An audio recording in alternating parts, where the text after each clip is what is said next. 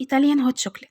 ده بقى اللي اتقال عليه الهوت شوكليت بجد، كل شوكولاته شوكولاته، قوامه رهيب، طعمه تحفه. معايا 50 جرام من الشوكولاته. بس قبل ما نبدا الفيديو اهم حاجه لازم تفعلوا زر الجرس وتشتركوا في القناه وتعملي لايك كتير قوي. تمام، دلوقتي انا جبت 50 جرام من الشوكولاته الدارك، انت ممكن تستخدميها بالحليب، وقطعتها كده كويس.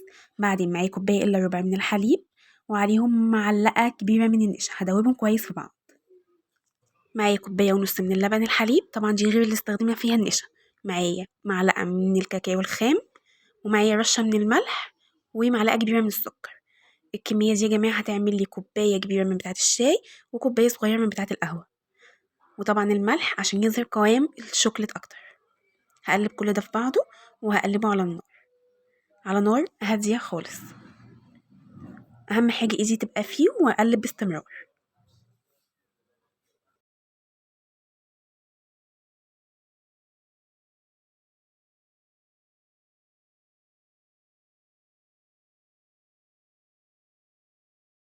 عايزه اقول لكم اول لما يبدا يقرب كده على الغليان، هاجي حاطه بقى الحليب اللي فيه النشا، لازم ادوبه في قلبي النشا، واقلب، افضل برضو اقلب باستمرار كده لحد لازم يا جماعه ايدي فيه، علشان مفيش حاجه تكلكع او حاجه.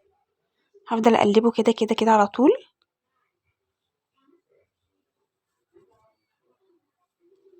بصوا دلوقتي هو لونه فاتح ازاي. بصوا بقى اول لما قرب يغلي كده، انا بقى هطفي عليه. هو كده غلى خلاص، هطفي عليه بقى. واول لما اطفي عليه هحط الشوكليت اللي انا كنت مقطعاها في الاول، وهقلبها وبس كده.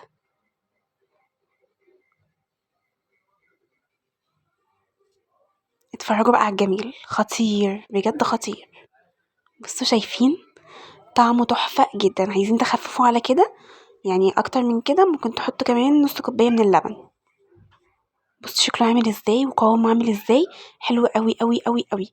ممكن تزينوه بقى باي حاجة، ممكن تزينوه بكريم جانتيه، وممكن بكريم لباني وبينج كريم، اي حاجة من ديت، بس انا زينته بالمارشميلو.